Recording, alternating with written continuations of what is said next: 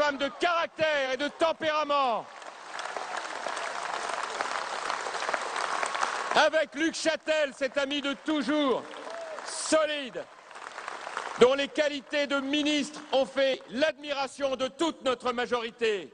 Et avec vous tous, mes chers amis, qui n'avez jamais faibli, jamais molli, face à tout ce qui permettait de vous demander aux uns et aux autres de cesser le combat avant d'avoir commencé. Je vous le dis, à vous qui êtes ici, comme à vous tous, je n'oublierai jamais.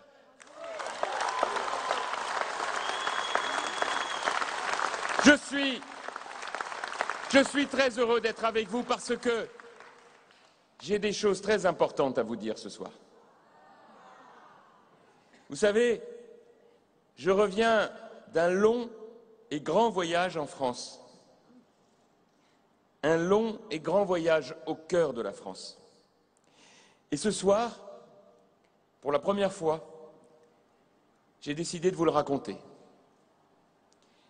Depuis des mois, je parcours la France. Et je veux vous le confirmer, c'est le plus beau pays du monde parce que c'est le nôtre. D'est en ouest, du nord au sud, chaque jour, à votre rencontre.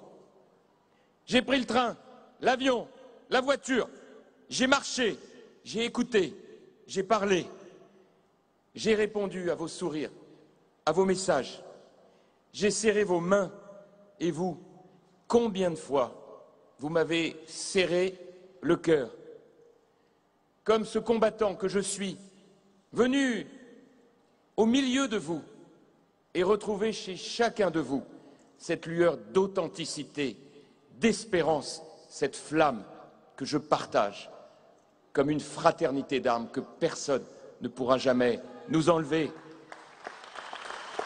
J'ai pris des coups, Michel. J'en ai esquivé.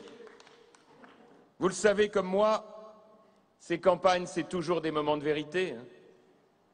Chacun se révèle tel qu'il est, sans faux semblant. Les qualités se dévoilent. Les failles sont mises à nu. J'ai beaucoup appris sur la nature humaine. J'ai même perdu des amis. Bien sûr que ça m'a peiné, mais j'ai eu aussi la joie d'en préserver et d'en gagner beaucoup, beaucoup d'autres. Et les amis qu'on gagne au cœur des batailles, mes chers amis, cela vaut de l'or. Des amis solides, des amis droits, des amis vaillants, des amis avec lesquels, je le sais, nous pourrons franchir les ponts d'Arcole pour sauver la France.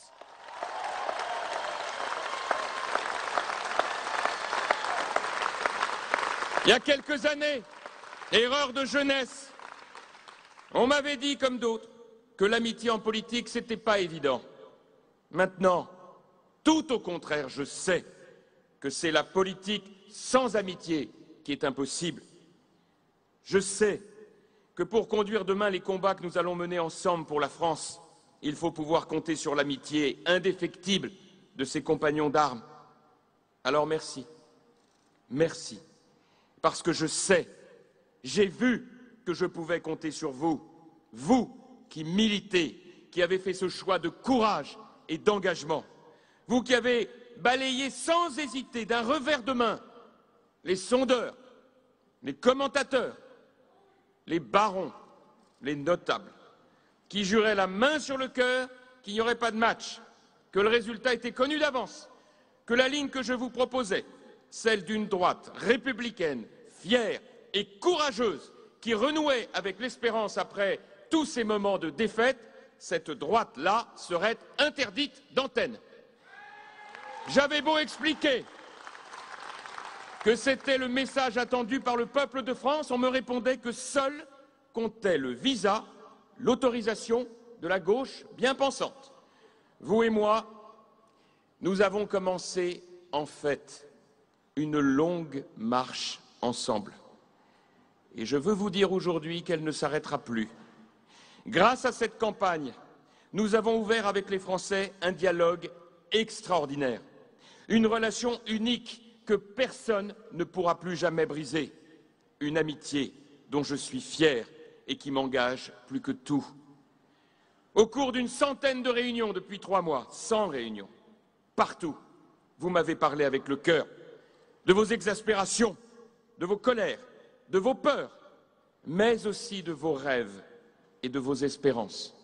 Et moi aussi, je vous ai parlé avec le cœur. Partout, je vous ai dit ma part de vérité, sans jeu de rôle, sans calcul, sans arrière-pensée. Comme je suis d'habitude, je dis ce que je pense et je pense ce que je dis. Partout, partout, j'ai relayé haut et fort ce que vous m'avez dit, ce que vous vivez, ce que les autres n'oseraient pas dire pour ne pas déranger. Partout, j'étais animé par le même souci d'authenticité, porté par la même flamme, l'amour de la France. Vous qui êtes des militants, vous savez qu'une campagne électorale, c'est toujours un engagement physique total. On ne fait jamais les campagnes électorales à l'économie. On ne les fait jamais à moitié. Serrez vos mains, serrez vos cœurs. Être au milieu de vous, c'est l'essence même de l'engagement politique pour la France. Mais bien sûr, tout cela ne compte pas quand on est porté par votre enthousiasme. Vous avez fait de cette campagne une formidable aventure humaine. Vous avez été fantastique. Tout au long de ces semaines, vous m'avez donné votre énergie, votre envie, votre foi. Alors ce soir, dans la dernière semaine avant l'élection, je suis venu vous dire ce que j'ai retenu de nos échanges, ce que je garde de ces semaines de campagne, ce que cette campagne a gravé dans mon cœur et que je continuerai à porter demain dans nos combats pour la France. Parce qu'après des milliers de kilomètres parcourus, je veux d'abord vous dire que la France est grande, que la France est belle, parce qu'on finit par l'oublier, cette chance inouïe de vivre en France, cet honneur immense d'être fils et fille de France. Pris par l'habitude, emporté par les tourments du présent, incapable de voir autre chose que ces trains qui n'arrivent pas à l'heure, nous ne mesurons pas toujours que cette terre est une terre bénie des dieux. Que cette nation, mes chers amis, que cette nation est riche et généreuse, que des millions de personnes en rêvent à travers le monde, que des femmes et des hommes ont sacrifié leur vie pour nous léguer cet héritage. La nature et le long travail des siècles ont fait de nos paysages le plus beau des chefs-d'œuvre. Ils ont fait de nos régions, de nos terroirs, un patrimoine inestimable. Il n'est pas de grands messages politiques qui ne partent de cette fierté-là. Au cours de cette campagne, j'ai vu la France du ciel quand elle se découpe sur fond bleu à l'approche du littoral. J'ai vu la France des champs, des collines, des calvaires. J'ai vu la France des villes, des places, des cités. J'ai vu la France des écoles, des usines, des étables. J'ai vu la France des bords de mer, de la Côte d'Opale à la Côte d'Azur. J'ai vu la France au fil des saisons, la fin des moissons, les vendanges, les forêts qui se dorent avant de mettre à nu pour l'hiver les premières gelées et même les premières neiges aux confins du Jura. J'ai pris les longues voies traçant tout droit à travers la Beauce et la Brie, les routes sinueuses grimpant les monts de Savoie ou coupant, ma chère Nadia, les forêts d'Auvergne, et plusieurs fois, partant au petit matin pour aller à votre rencontre, j'ai eu en tête cette magnifique phrase de Bernanos. Qui n'a pas vu la route à l'aube entre deux rangées d'arbres, toutes fraîches, toutes vivantes, ne sait pas ce que c'est que l'espérance. Oui, mes chers amis, cette campagne a gravé dans mon cœur l'espérance. L'espérance inépuisable pour notre parti, l'espérance inébranlable pour notre pays. L'espérance, elle étouffe quand on reste à Paris, dans les chiffres, les dossiers et les paroles convenues. L'espérance, elle meurt quand on se coupe du peuple de France, de ses souffrances, de ses ambitions, de ses rêves. Mais l'espérance, mes chers amis, l'espérance, elle grandit quand on prend pour modèle les grandes figures de notre histoire. celles qui ont toujours refusé la résignation. Elle abonde quand on découvre les trésors de créativité et de courage que déploient chaque jour les travailleurs, les chercheurs, les entrepreneurs de France. L'espérance, rien ne l'arrête plus quand on se lève et qu'on se bat pour préparer et protéger l'avenir des enfants de France. De réunion en réunion, vous m'avez dit que vous étiez fiers de votre pays et que celui qui ne croyait plus en la France était un bien mauvais Français. Vous m'avez dit que vous n'en pouviez plus de la morosité forcée, du déclinisme permanent. Vous m'avez dit que vous ne vouliez pas partir au combat avec des mines contrites et des figures lugubres. Oui, bien sûr, nous traversons une épreuve cruelle. François Hollande et son gouvernement incompétent, irréfléchi, aveuglé par l'idéologie et par cette espèce d'anti-sarkozysme haineux, hargneux et pour tout dire infantile, est en train de mettre à genoux notre pays, d'asphyxier sa croissance, de désespérer ses forces vives, de décourager sa jeunesse, de plier les chines devant la tyrannie des minorités agissantes. Et la conférence de presse qu'il vient de tenir, et dont je vais reparler dans un instant, en a fourni une illustration accablante. La récession est hélas de retour, et les chiffres du chômage se dégradent à une vitesse inquiétante. Les statistiques de la délinquance sont reparties à la hausse comme par hasard, de manière spectaculaire, et les propos scandaleux, injurieux et pathétiques de M. Valls cet après-midi à l'Assemblée nationale cachent mal une réalité bien sombre. Mes chers amis. Alors que le nombre de crimes et délits baissait sous Nicolas Sarkozy, l'insécurité grandit sous François Hollande.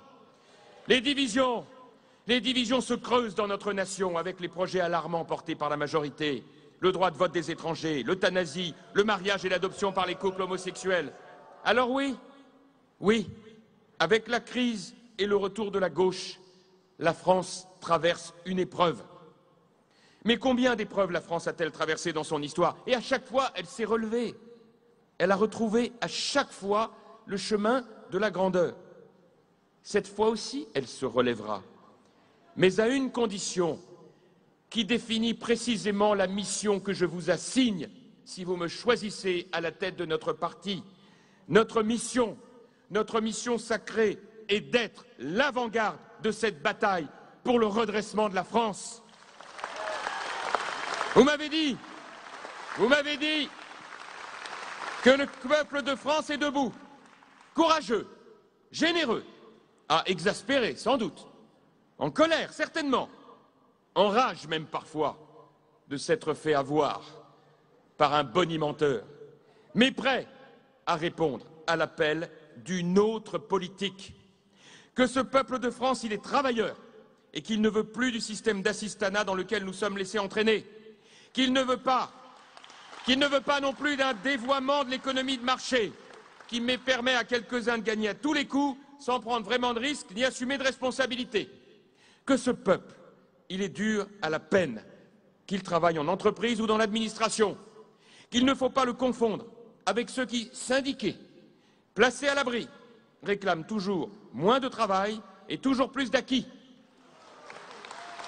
Que le peuple de France, il croit, et Nicolas l'a dit si souvent, en l'effort, dans le mérite, et qu'il ne faut pas le confondre avec la poignée de ceux qui considèrent que c'est toujours la faute à la société. La faute à la société s'il y a de la délinquance. La faute à la société s'il y a des gens qui refusent les valeurs de la République. La faute à la société s'il y a des gens qui sifflent la Marseillaise. La faute à la société s'il y en a qui préfèrent, pour commémorer l'élection d'un nouveau président de la République, mettre en exergue un drapeau étranger plutôt que l'étendard tricolore qui rappelle que ce jour-là, la France doit être rassemblée. Le peuple de France qui est prêt à retrousser ses manches et à travailler plus encore, qui est prêt aux réformes courageuses, mais à une condition, c'est qu'il soit gouverné. gouverné par des hommes et des femmes qui lui proposent un chemin, une vision pour sortir de la crise. Malheureusement, François Hollande, une nouvelle fois, dans cette conférence de presse, vient de démontrer qu'il lui manquait vraiment tout ce que l'on peut attendre d'un chef d'État. Quelle déception, mes chers amis, que cette conférence de presse. François Hollande, je vous le dis comme je le pense, se moque des Français. Ah, je le confirme. 1h30 de télé, je n'y ai pas retrouvé la clarté d'exposition de Nicolas Sarkozy. Écouter François Hollande à la télé, c'est un effort. Les phrases se succèdent les unes aux autres. Le problème est de les mettre les unes à côté des autres pour essayer d'en deviner un minimum de cohérence. J'en attendais un moment d'autocritique pour celui qui avait juré sa normalité et qui ne fait que montrer l'arrogance, le sectarisme, l'utilisation massive des moyens et l'autosatisfaction à tous les étages. Appliquant ce vieux théorème de Jack Lang qui vise à passer désormais de la nuit à la lumière, tout ce que nous avons fait était nul, tout ce qu'il fait est extraordinaire.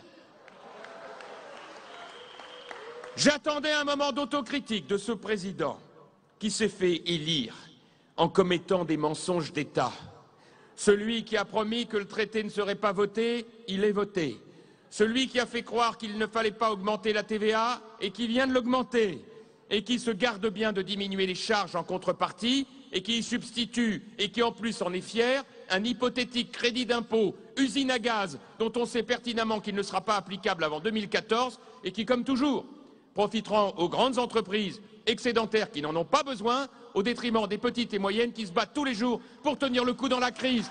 Usurpation et mensonge.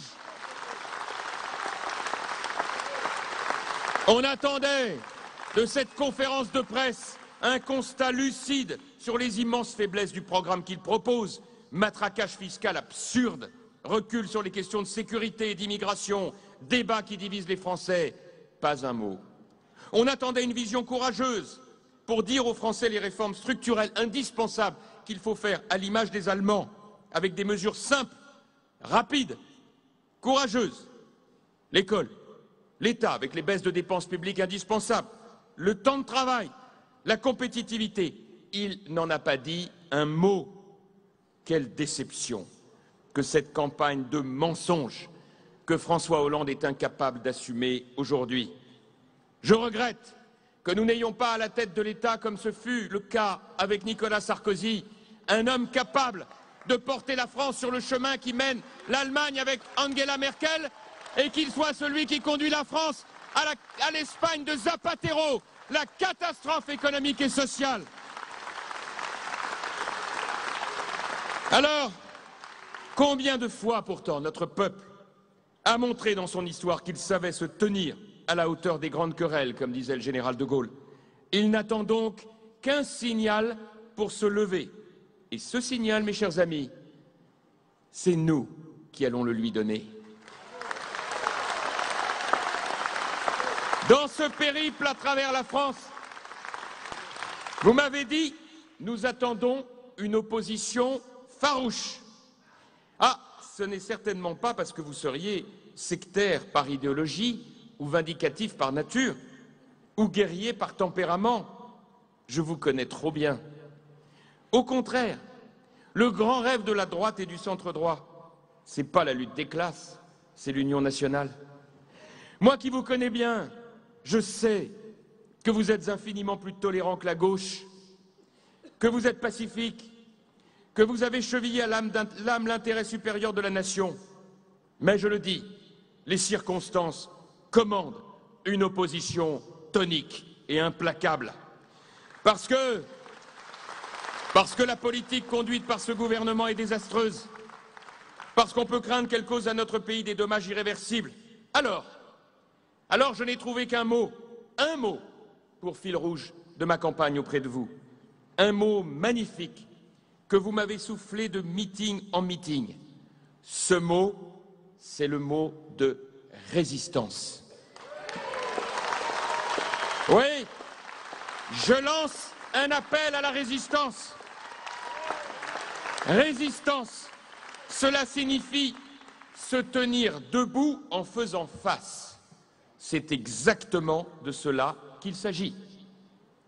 Ils nous matraquent fiscalement et il faudrait que nous laissions faire. Ils attaquent une à une les professions qui créent de l'activité et de l'emploi. Les agriculteurs, les artisans, les commerçants, les professions libérales, les médecins, les entrepreneurs. Et il faudrait que nous laissions faire. Ils sanctionnent les salariés, prêts à travailler plus en taxant les heures supplémentaires. Et il faudrait que nous laissions faire. Ils expliquent que les retraités sont riches, qu'ils doivent passer à la caisse. Et il faudrait que nous laissions faire. Il faudrait finir d'affaiblir toute autorité à l'école en supprimant les notes et les devoirs à la maison. Et il faudrait que nous laissions faire. Ils s'apprêtent à désarmer le bras de la justice dans le combat contre la délinquance. Ils veulent brader la nationalité française en l'accordant sans même vérifier que la personne naturalisée maîtrise la langue et la culture française. Et il faudrait que nous laissions faire. Ils veulent ouvrir les vannes du communautarisme en accordant le droit de vote aux étrangers. Et il faudrait que nous laissions faire. Ils veulent dynamiter l'institution familiale par le mariage homosexuel et l'adoption. Et il faudrait que nous laissions faire. Qu'on me comprenne bien, mes chers amis. Je combats comme vous tous, avec la plus grande force, la plus grande énergie, toutes les formes d'homophobie. Et je le combattrai toujours avec la plus grande force. Je l'ai d'ailleurs récemment prouvé dans notre propre parti. La haine n'a pas sa place à l'UMP, je le dis haut et fort. Mais je n'accepte pas non plus qu'on détruise le fondement essentiel de la famille, la filiation qui repose sur un homme et une femme, sur un père et une mère. Je n'accepte pas qu'on institue sans même avoir accepté la moindre discussion, la moindre écoute, le moindre débat, qu'on institue un droit à l'enfant en méprisant le droit de l'enfant, celui d'avoir un père et une mère au moins dans l'état civil. Je n'accepte pas qu'on ouvre directement la voie à une reconnaissance des mères porteuses, cette pratique qui fait de la femme un instrument et de l'enfant un objet. Face à cela, vous m'avez dit que vous n'accepteriez pas la tiédeur, que vous voulez vous dresser et faire face. Vous dresser de toute la hauteur de l'histoire dont nous sommes les héritiers, l'histoire de la droite et du centre, qui ont forgé la France du XXIe siècle et dont nous sommes, mes chers amis, les héritiers. L'histoire de De Gaulle, de Schuman, de Pompidou, de Giscard d'Estaing, de Chirac, de Sarkozy. Vous dressez par tous les moyens que la République donne aux citoyens et aux partis démocratiques, parce que vous en avez assez qu'il soit naturel d'être de gauche, alors que lorsque l'on est de droite, il faut passer son temps à s'en justifier.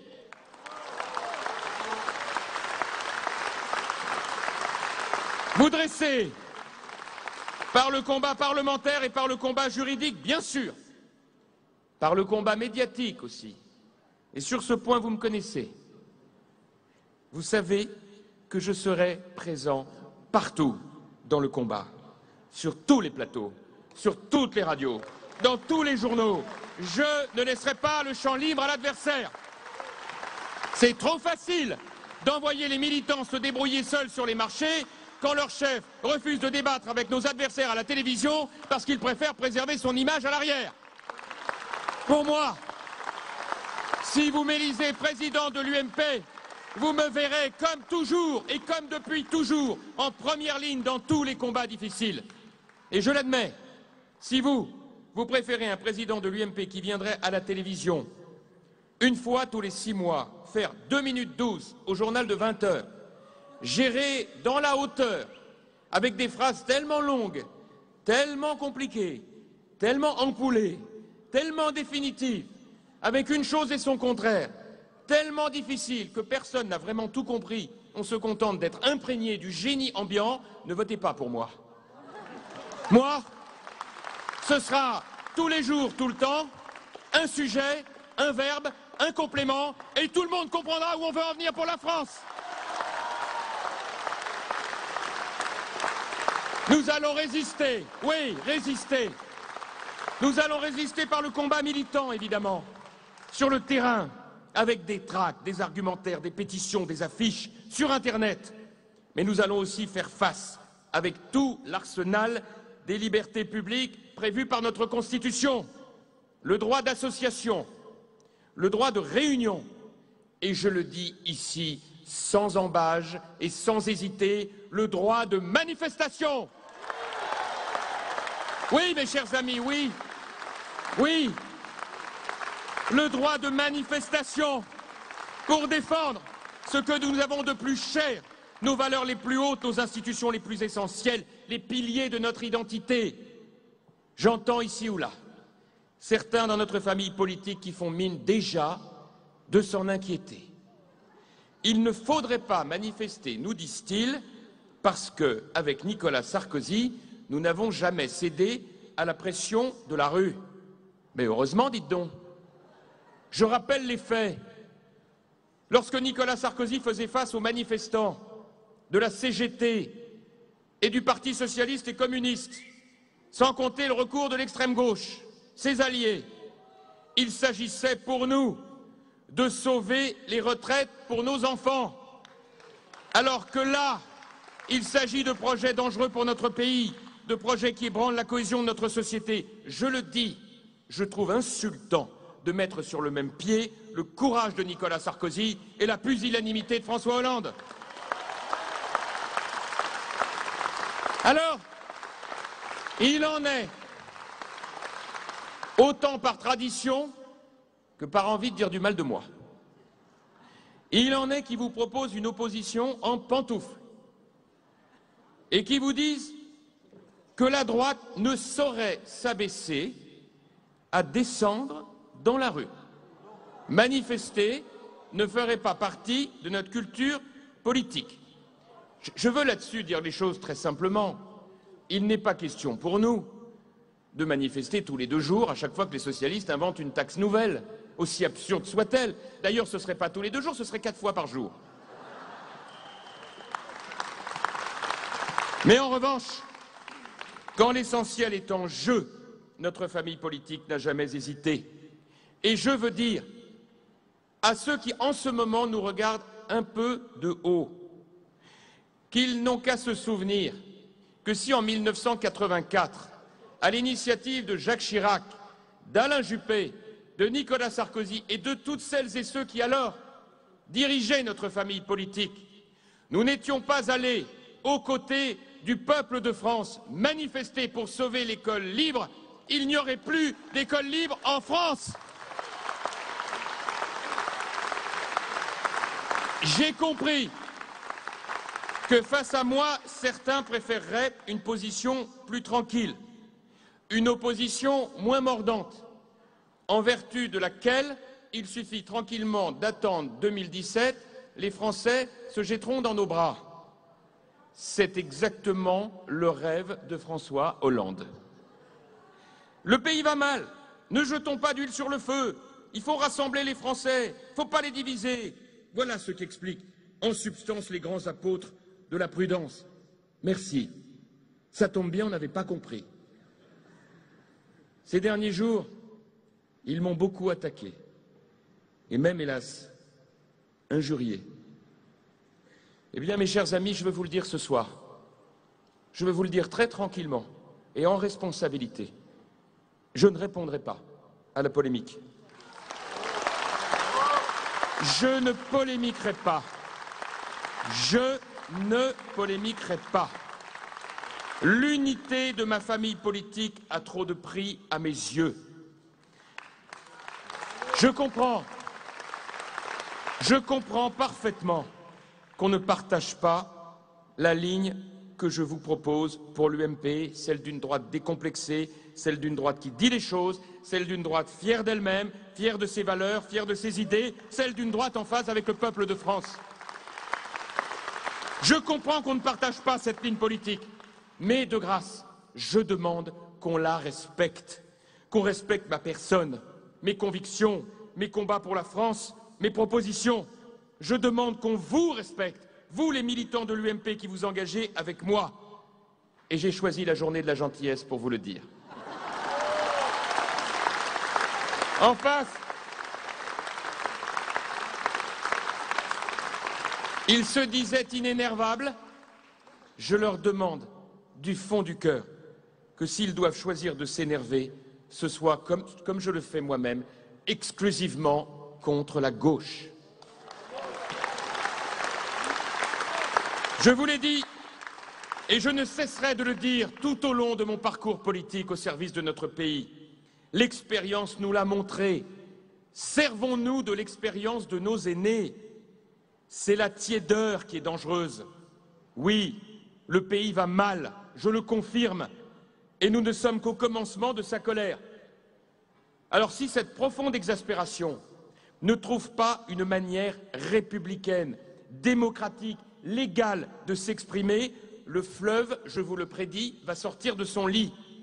Je le dis avec force, c'est une opposition tonique et constructive qui évitera la déchirure du tissu national, et c'est l'opposition mièvre et timide qui l'encouragera.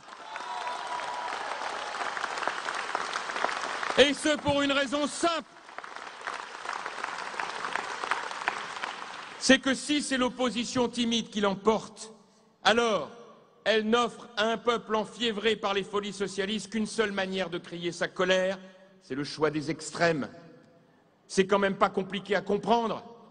Vous m'avez dit, nous, l'UMP, nous devons écouter le peuple de France. Mieux, nous devons l'entendre. Mieux encore, nous devons l'incarner. Il doit, mes chers amis, se reconnaître en nous. Si nous sommes enfermés dans la vision amidonnée des barons ou dans l'aveuglement obstiné des bobos, nous passerons à côté de notre mission essentielle et sacrée, être la voix du peuple. Ne vous laissez pas, je vous en supplie, ne vous laissez pas intimider par tous les bien-pensants.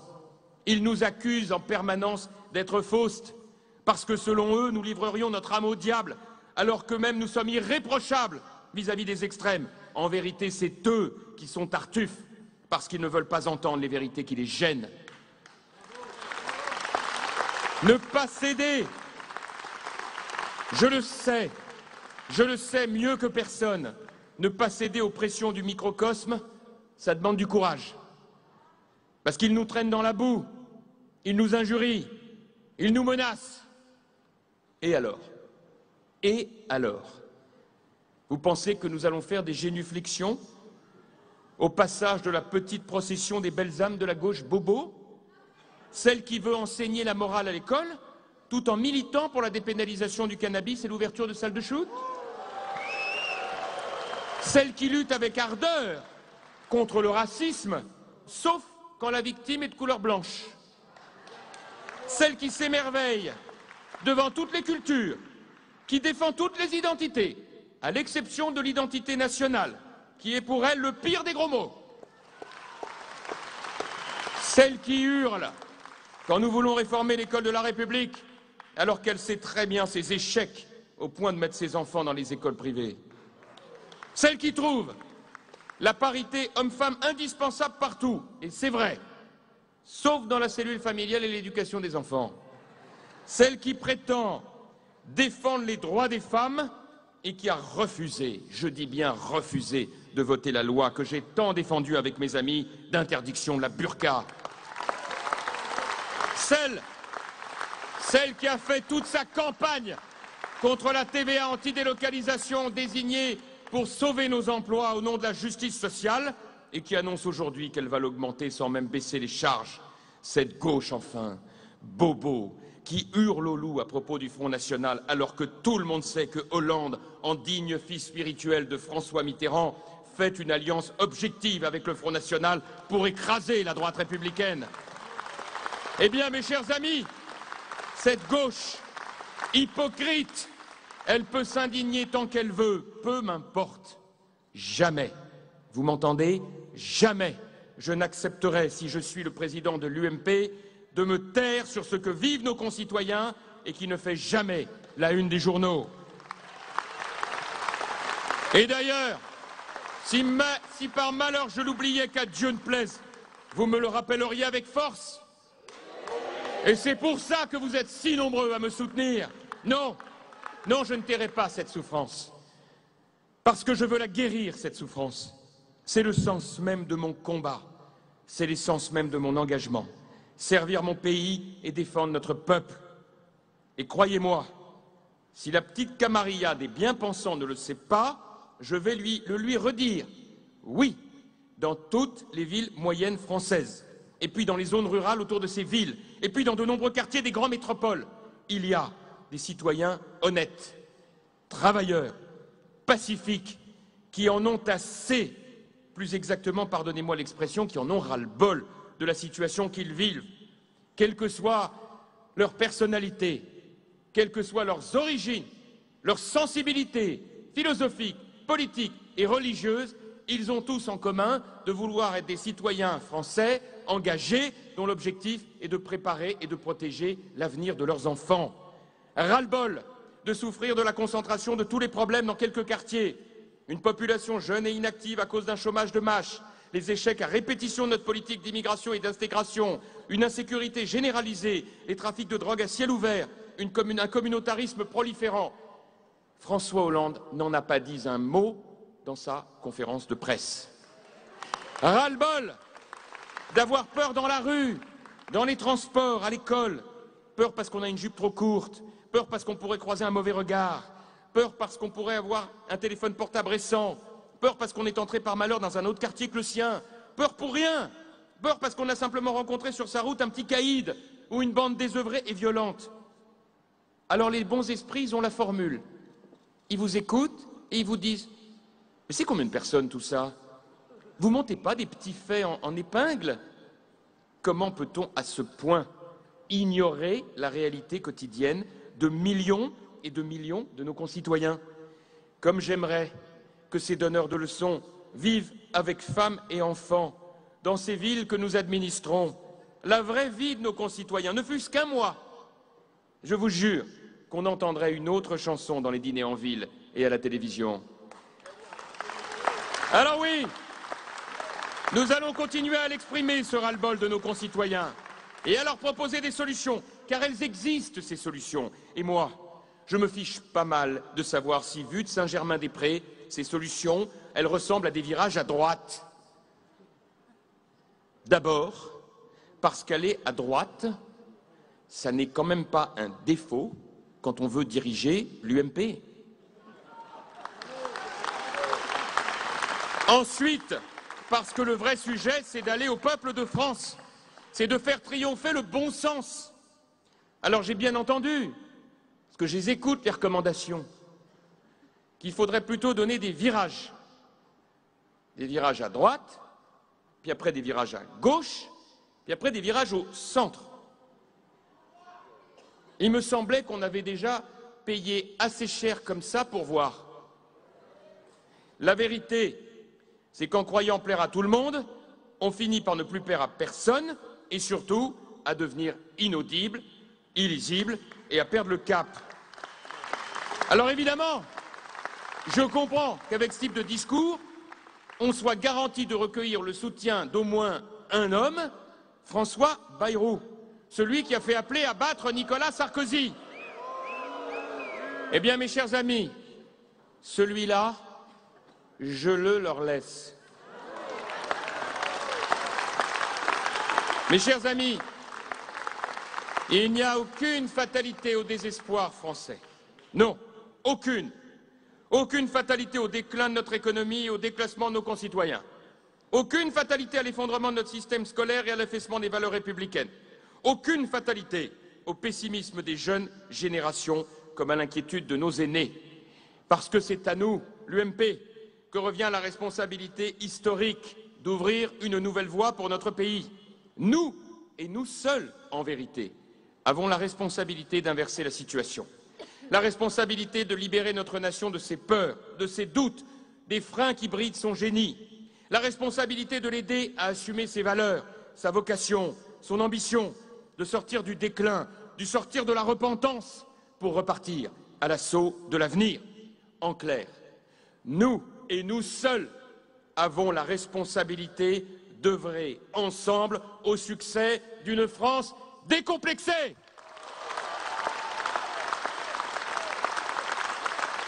J'ai une obsession qui me vient de mon enfance, de ces valeurs patriotiques que mes parents et mes professeurs m'ont enseignées. C'est que chaque génération nouvelle doit agir en sorte que l'avenir de notre pays se tienne à la hauteur de son histoire. être les héritiers de cette immense histoire de France, les héritiers de Saint-Louis et de Jeanne la Lorraine, des soldats de Valmy et des barricadiers de 1848, des poilus de Verdun et des maguisards des Glières, de ceux qui ont reconstruit la France et apaisé l'Europe au lendemain de la guerre. Cela, mes chers amis, et c'est sans doute ça qui fait la différence avec la gauche, cela ne crée pas des droits, mais il crée pour nous, militants de l'UMP, des devoirs. C'est notre mission. Et pour cela, il est des mots qui doivent structurer notre projet pour la France. Je vous les livre, ils seront au cœur du débat que je lancerai si je suis le président de l'UMP. L'identité, l'autorité, la compétitivité, mais aussi la générosité dès lors qu'elle est sans assistanat, surtout comme dans un pays comme la France où quand on n'a pas le premier euro pour le payer, ça s'appelle du socialisme. Voilà, mes chers amis, pourquoi je veux maintenant vous dire mes engagements pour que l'UMP soit le fer de lance de cette France décomplexée. D'abord, je m'engage à mener avec vous 2 combats absolument essentiels. Le premier de ces combats, c'est la bataille pour la compétitivité de notre économie, la vraie compétitivité. C'est la mère de toutes les batailles, parce que créer de l'emploi en France, relancer le pouvoir d'achat, rembourser nos dettes, c'est parfaitement possible, à l'image de ce que nous avions engagé jusqu'au 6 mai dernier, mais à une condition, faire exactement l'inverse de ce que préconise François Hollande, c'est-à-dire en fait de transformer complètement notre rapport au travail, en finir, et cette fois, assumons-le une bonne fois pour toutes, avec les 35 heures, alléger vraiment les charges qui pèsent sur la fiche de paye, simplifier le droit du travail avec un contrat unique pour ne plus que nos jeunes soient écartés de l'emploi, en finir avec ces guichets aveugles, ces allocations automatiques qui enferment une partie de la population française dans l'assistanat, veiller que le moindre contentieux de prud'homme soit limité dans le temps, il dépasse les 12 mois aujourd'hui, veillons à ce que désormais ce ne soit jamais plus de 4 mois, avec des systèmes simplifiés pour l'employeur et protecteurs pour le salarié, l'équilibre des droits et des devoirs. Mais c'est aussi faire une priorité de nos PME, mes chers amis, comme les Allemands, sur le territoire national, les aider à conquérir des marchés. C'est bien gentil de poser à la une d'un journal, comme l'a fait ce pauvre Arnaud Montebourg avec sa barboteuse et sa cafetière. Mais enfin, au passage, imaginez ce qu'on aurait entendu si ça avait été un ministre de droite. Il finissait pas la semaine. Mais comme c'est un homme de gauche, et que quand c'est de gauche, c'est toujours merveilleux, personne n'a rien trouvé à redire. Je me demande d'ailleurs, vu les couacs qui se multiplient, quel sera le critère de dégagement d'un ministre d'un gouvernement socialiste. Parce que ça monte d'un cran tous les jours dans l'échelle de Richter. On se demande à partir de quel stade François Hollande se dira « Tiens, pour la première fois de ma vie, je vais prendre une décision ». Attendons, ça prendra le temps qu'il faut. Parce que l'enjeu essentiel, plutôt que de poser dans un journal après avoir insulté les entrepreneurs, c'est de produire et de vendre français, pas seulement en France, mais dans le monde entier. Et pour ça, il faut commencer par arrêter de noyer nos entrepreneurs, nos artisans et nos commerçants sous la paperasse et les normes les plus délirantes. Il faut arrêter de décourager ceux qui cherchent, innovent, investissent. Il faut réduire les dépenses publiques inutiles. Voilà le premier des combats. Construire un plan de bataille pour l'alternance qui concerne d'abord la compétitivité de notre économie pour redonner une espérance aux Français. L'autre combat prioritaire, celui sur lequel, mes chers amis, je vais vous demander la plus grande énergie et la plus grande solidité, c'est le combat de la République contre toutes les formes de communautarisme. Tout au long de cette campagne, j'en ai parlé sans phare. J'ai dénoncé ceux qui veulent imposer les règles de leur communauté à toute la République, ceux qui instrumentalisent la religion à des fins politiques, ceux qui refusent l'égalité de l'homme et de la femme et la liberté de conscience. J'ai dit les choses. Je sais d'ailleurs ce qu'il en coûte. Je l'avais déjà mesuré lorsqu'avec mes amis députés, j'avais déposé cette loi qui interdisait le port de la burqa dans l'espace public. À l'époque, à Paris, j'avais déjà affronté le mépris, les sarcasmes, dans les mêmes termes d'ailleurs qu'aujourd'hui. On m'accusait de faire, comment ont-ils dit déjà, du buzz médiatique. Moi qui pensais naïvement que les républicains de gauche comme de droite se retrouveraient sur un texte de bon sens qui luttait contre les extrémistes et les intégristes. J'ai vu alors que, heureusement que nous, à l'Assemblée comme au Sénat républicain de droite, nous avions le courage d'aller jusqu'au bout des choses. Les temps changent. Ceux qui trouvaient l'interdiction de la burqa inapplicable et nous expliquaient qu'il fallait attendre l'avis du Conseil d'État à celui des parlementaires de la majorité s'approprient aujourd'hui la paternité exclusive de la loi. Eh bien, ça me fait bien plaisir, parce que ce qui compte, c'est que la République avance. Du coup, je me dis, gageons que dans quelques mois, les mêmes qui dénoncent l'existence d'un racisme anti-blanc ou les pressions communautaires insupportables dans certains quartiers, notamment au moment du Ramadan, trouveront de nouveaux alliés. Dans mon combat, j'ai beau expliquer que les dérives communautaristes ne concernent en rien l'exercice normal des religions, en rien, qui ne sont qu'amour et tolérance. J'ai le droit à toutes les accusations, stigmatisation, islamophobie, incitation à la haine. Ce soir, je repense à tous ceux qui sont bien volubiles pour m'attaquer en ce sens. Pourquoi sont-ils si silencieux quand il s'agit de condamner les propos ignobles de la sœur de Mohamed Merah, cette jeune femme qui se dit fière de son frère terroriste, fière d'un assassin qui a tué froidement nos enfants et nos soldats? Ne comprennent-ils pas que ce sont ces extrémistes qui piétinent et déshonorent les religions plutôt que les républicains qui s'engagent pour la laïcité? La laïcité, mes chers amis, ce n'est pas le combat contre les religions, c'est la liberté pour chacun d'exercer son culte s'il le souhaite, mais à condition qu'il respecte celui des autres et le respect des lois de la République. De la même manière, les fondements républicains sont menacés par la remise en cause de l'autorité de l'État, par les violences, la délinquance qui se propagent quand l'État de droit s'efface. Face à ces remises en cause intolérables, assumées par les socialistes dans une impunité intellectuelle et médiatique totale, la République a des armes, elle a des réponses. Alors pourquoi se taire? Pourquoi fermer les yeux? Pourquoi rester bras croisés? Moi, je veux que les républicains parlent et agissent pour répondre aux attentes des Français, pour ne pas laisser le terrain aux extrémistes de tous bords. Et comme la gauche a décidé de jouer la carte du communautarisme, par calcul électoral, eh bien c'est à la droite de porter seule ce combat avec le peuple de France, et c'est à cela que je vous invite. La première arme, c'est l'école, évidemment, qui doit lutter contre l'ignorance, qui doit enseigner les savoirs fondamentaux, qui doit transmettre l'autorité, le respect des maîtres qu'il faut protéger. Car chacun sait qu'il est des écoles de France dans lesquelles, tout le monde l'a vu, il est si difficile pour certains professeurs d'enseigner, par exemple, l'histoire de la Shoah. Relisez Les territoires perdus de la République, ce livre qui dit clairement ces souffrances dont personne à Paris ne veut parler. L'arme républicaine, c'est aussi la justice qui doit s'appliquer pour chaque délit. Et moi, je vous le dis, on ne va pas accepter longtemps que des dizaines de milliers de peines restent inapplicables, faute de places de prison. Je ne l'accepte pas, comme je n'accepte pas que l'on démonte toute la politique pénale que nous avons mise en œuvre pour lutter contre les multirécidivistes. Idem pour l'immigration. Nous ne pouvons pas laisser notre territoire ouvert à tous les vents. Il n'est pas raisonnable de laisser croire qu'on peut accueillir des populations sans limite quand le taux de chômage dépasse 10%, que la crise des logements est un problème majeur pour les familles. Combien parmi nous ont dans leur famille un ou plusieurs ascendants venus d'un pays étranger? Mais ces immigrants n'avaient qu'un désir, s'intégrer, s'assimiler, devenir les héritiers d'un grand récit patriotique, d'une culture, d'une langue, à transmettre à leurs enfants. Eh bien, nous souhaitons la même condition de cette intégration, avec l'exigence et l'exemplarité.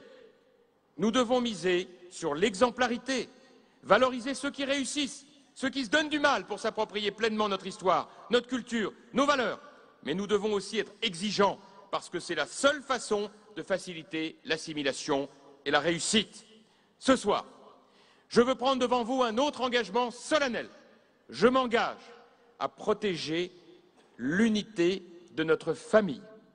Dans les choix que j'aurai à faire, je m'engage par-dessus tout à préserver la cohésion de l'UMP. Tout faire, mes chers amis, pour ne jamais revenir aux luttes fratricides et suicidaires du RPR et de l'UDF d'autrefois. Tout faire pour que chaque sensibilité gaulliste, centriste, humaniste, libérale, droite populaire, droite forte soit respectée et entendue. Je m'engage, si je suis élu, à faire une place éminente à tous ceux qui ont envie de conduire ce combat de résistance et de renouveau, qu'ils aient été ou non à mes côtés au cours de cette élection. Car le 18 novembre au soir, pour moi, il n'y aura ni vainqueur ni vaincu. Il y aura un parti uni et tout entier tourné vers la reconquête du cœur des Français. Je n'oublierai pas mes amis. Ils le savent très bien. Ils savent combien la fidélité en amitié, pour moi, l'emporte sur tout le reste. Mais je ne serai pas non plus l'homme d'un clan. Je serai l'ouvrier infatigable du rassemblement comme je l'ai toujours été. Parce que l'intérêt supérieur de la nation commande l'unité de l'UMP. Mais je vous le dis en même temps très clairement, le rassemblement de notre famille politique ne pourra pas se faire sur une ambiguïté qui donne le sentiment de l'eau tiède, de la fragilité dans les convictions. Il doit se faire sur des convictions solides, sur une ligne politique claire et assumée. Autant vous dire, au risque d'en décevoir certains, que le discours que j'ai tenu pendant cette campagne, ça n'est certainement pas un discours de circonstance. Et ceux qui me connaissent savent que c'est pour moi des convictions profondes que je défends depuis des années. Un combat de longue haleine, car nos convictions peuvent rassembler les Français dans leur écrasante majorité. J'en ai la certitude, il n'est pas question pour moi de les atténuer. Pour ma part, je n'ai jamais pensé qu'il fallait se mettre sous la domination idéologique de la gauche pour rassembler nos concitoyens. Vous n'avez pas honte de hisser vos couleurs. Vous assumez pleinement et fièrement ce que nous sommes. Vous n'avez pas l'intention de raser les murs. Et d'ailleurs, pourquoi raserait-on les murs? Ah oui, je sais. À cause d'un mot codé. La droitisation. La droitisation, mes chers amis, c'est un mot codé. Il y en a eu quelques-uns dans cette campagne, remarquez. Hein. Il y en a eu un autre, c'était homme d'État. Celui-là, je vous mets à l'aise, il n'est pas pour moi. Moi, je ne dois pas avoir la tête de l'homme d'État. En plus, moi, j'avais compris au départ que homme d'État, c'était quand on était mort. Au bout de 50 ans, la postérité s'en chargeait, avec les historiens, de désigner tel ou tel en disant « lui, il a été vraiment un homme d'État ». Mais de nos jours, tout se brade. On en vient maintenant à pré-désigner les hommes d'État, avant qu'ils aient commencé à faire quelque chose. En tout cas, je vous mets à l'aise. De toute façon, vous l'avez compris, en ce moment, ce n'est pas moi que ça concerne. Moi, c'est droitisation. Alors, la vérité, c'est que c'est un mot codé, inventé par la gauche, qui a le génie d'inventer les mots codés. Définition. Nous interdire de parler des souffrances du peuple de France, sauf à nous accuser de courir derrière l'extrême droite. Eh bien, mes chers amis, si certains pensent qu'ils vont réussir, comme c'est leur intention, à nous inhiber, à nous museler, à nous empêcher d'être nous-mêmes en allant partout criant à la droitisation, ils se trompent. Ils vont peut-être effrayer quelques esprits faibles parmi nous, qui préféreront toujours les louanges des éditorialistes de gauche à la reconnaissance des Français, mais ils ne nous feront pas revenir à l'époque où la droite ne pouvait plus rien dire. Cette liberté de parole, nous l'avons apprise de Nicolas Sarkozy, et nous demeurerons fidèles sur ce point comme sur tant d'autres à ce qu'ils nous ont enseigné. Soyons nous-mêmes sans arrogance, mais avec fierté, sans agressivité, mais avec courage, sans prétention, mais avec panache. Soyons une droite républicaine, moderne, décomplexée, une droite et un centre qui refusent les alliances avec les extrêmes, mais qui refusent tout autant de tendre la deuxième joue. Et je vous le dis, je n'appellerai pas à voter pour des socialistes qui n'ont aucun scrupule à s'allier avec l'extrême gauche. Devant vous, je m'engage aussi à être le premier des militants d'un grand parti populaire, d'un parti de masse, d'un parti militant, d'un parti de terrain. Parce que si nous voulons reconquérir le cœur des Français, mes chers amis, ce n'est pas 2017 qu'il faut attendre, c'est créer les conditions d'une gigantesque vague bleue en 2014 pour reconquérir les villes, les villages, les départements et les régions de France. Tirons les leçons de notre histoire. Je veux vous le dire ici, ce ne sont pas les sondages qui font les décisions, c'est le combat, l'engagement, le courage, la présence sur le terrain. Je veux réaliser une révolution civique à l'UMP qui fasse qu'on ouvre nos permanences à celles et ceux qui souffrent, qui sont dans la difficulté, qui ont besoin d'une main fraternelle, ceux qui ont été victimes d'un acte de délinquance, d'un problème d'emploi, d'un problème de logement, qui ont besoin de soutien scolaire pour leurs enfants, qui ont besoin de conseils pour créer leurs entreprises. Il y a parmi nous des compétences, des vocations, des envies d'aider. Nous tendrons donc une main à ces citoyens qui ainsi verront un visage humain à l'UMP, un visage incarné, généreux. Nous leur tendrons une main fraternelle à une condition, c'est que celui qui a reçu de l'aide doit savoir qu'un jour, il lui faudra venir nous rejoindre pour en aider un autre.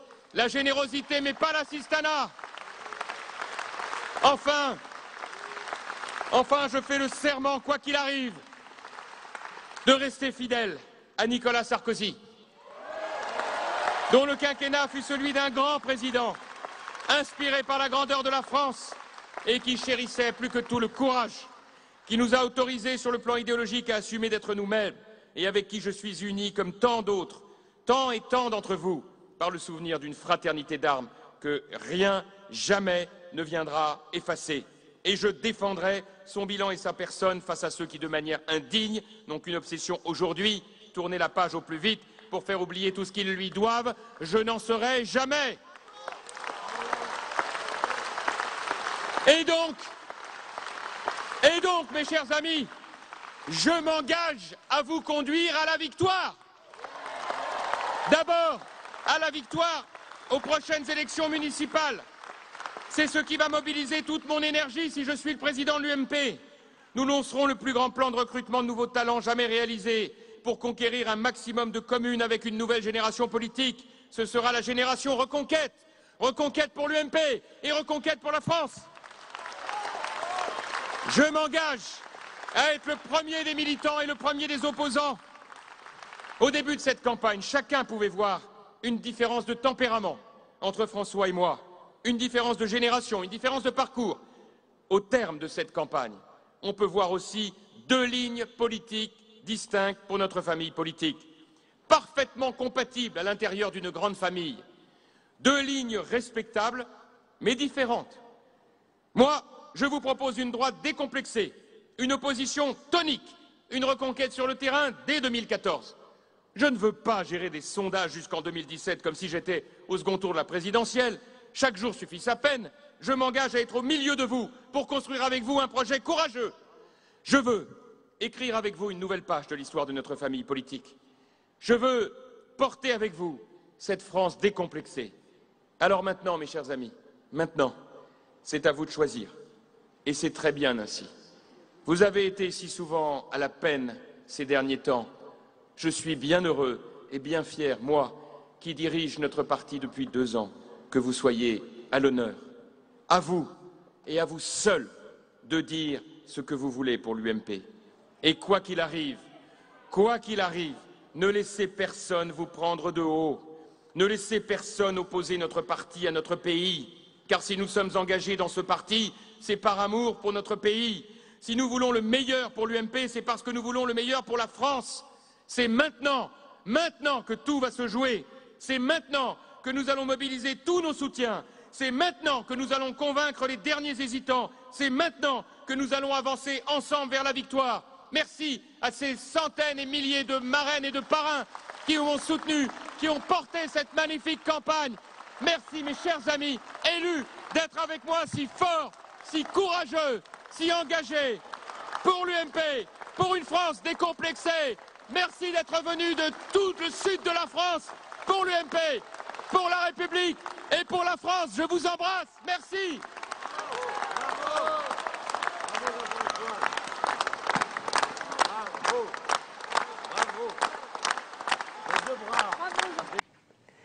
Après le meeting de François Fillon hier au Palais des Congrès, vous avez donc pu suivre sur les chaînes parlementaires le meeting de Jean-François Copé au Canet. Les militants qui ont maintenant jusqu'à dimanche pour faire leur choix, départager les deux hommes et élire ainsi le futur président de l'UMP. Et c'est ainsi que s'achève cette édition spéciale. Merci Oriane, merci à vous de nous avoir suivis pendant plus de 3 heures de direct. Et votre soirée politique continue dans un instant. Ça vous regarde l'info avec Brigitte Boucher, suivi du débat. Arnaud Ardouin et ses invités reviendront bien sûr sur cette conférence de presse de François Hollande. Et puis à 22 h, vous retrouverez Sonia Mabrouk. Voilà, très bonne soirée à tous sur les chaînes parlementaires.